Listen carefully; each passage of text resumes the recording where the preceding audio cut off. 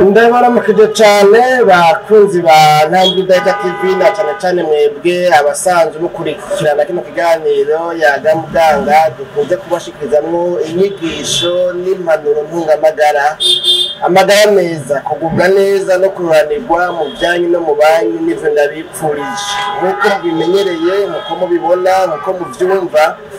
muteramanye muri kino kiganiro yaga muganga na jewe Jean Irambona sanzwe ndakibatunganiriza nkongera nkakibashikiriza igihe cyose kiba cyateguwe uyu munsi mu kiganiro yaga muganga twagomba turabire hamwe ibintu byo dufasha no kuvuga ngo kugwanya uruhagarara stress iyo umuntu yagize stress iyo umuntu yagize uruhagarara cyane umuntu yumva yuko nyene dufate afise ikibazo afise ikintu kitaratura inyishu yabuze amahera y'ishuri yabuze amahera yo kuriha inzu aragwaje canke afise ikibazo kumbure kimuteye uruhagarara afise kumbure abantu bamuvuze mu mutwe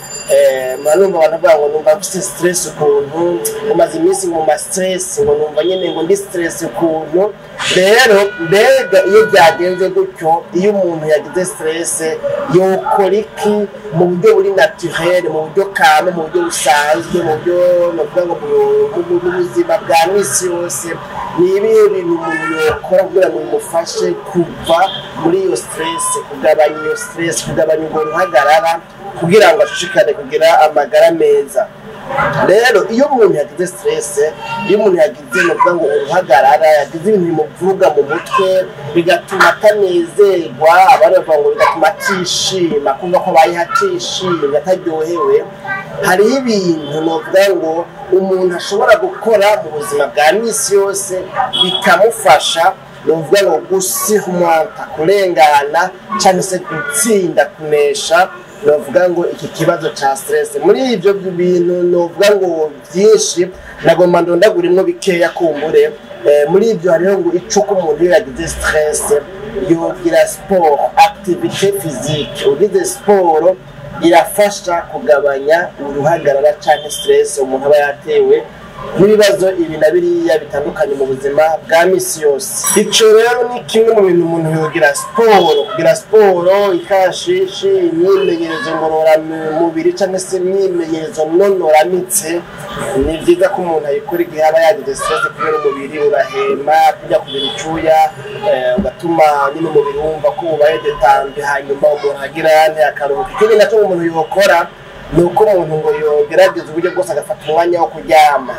birashoboka yuko umuntu yagize stress afite uruhagarara usanga kumbure ngira ngo yoburitiro ariko mugabo ni byiza ko umuntu afata umwanya wo kuryama akaruhuka iyo yagize stress iyo yagize ibintu novuga ngo bimuvuruga novuga ngo bimukoroga mu bwonko mu mutwe bimumena umutwe bimubuza amahoro bimubuza umunezero bimubuza kwishima umuntu akwiye gufata umwanya wo kuryama akaruhuka ikindi kintu kugira gatatu ngabo ibintu umuntu yokora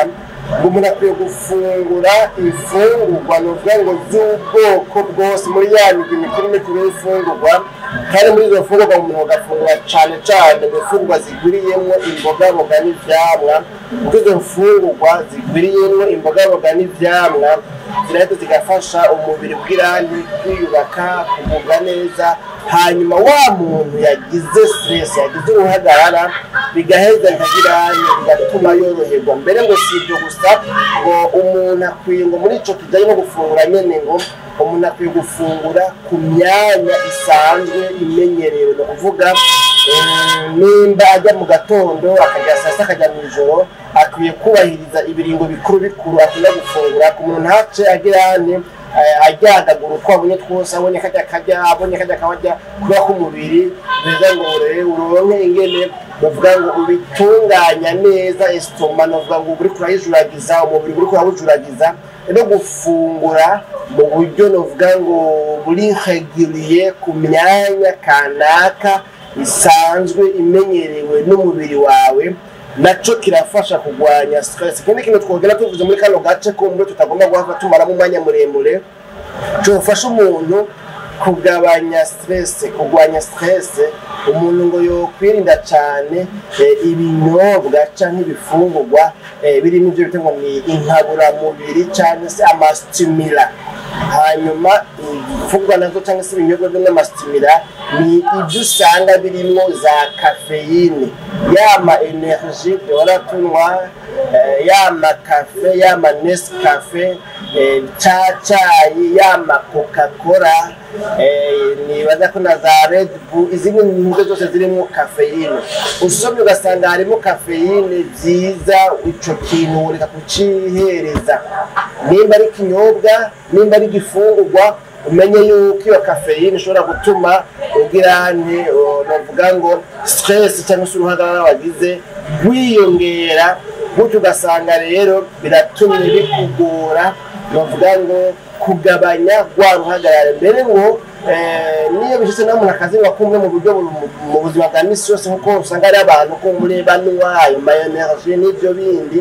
ngo byiza nawe ngo utweka kuzinwa mu masaha yo kumugoroba, kubera yuko uko umuntu azinwa mu masaha ku mugoroba niko bihava bimugora kumbure kuryama neza ngo aruhuke, kandi umuntu ataryama neza nawe ngo aruhuke agira ikibazo gifatiye novuga ngo